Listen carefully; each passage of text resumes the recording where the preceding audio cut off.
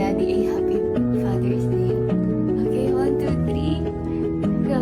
Happy Father's Day, Daddy! Si Tata.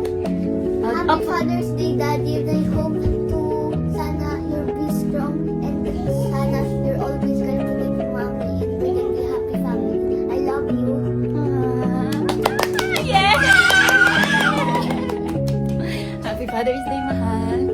Thank you for being a good father, a good husband, and syempre, have more patience, especially sa makulit na Ola at makulit na Opa. And thank you for being more understanding.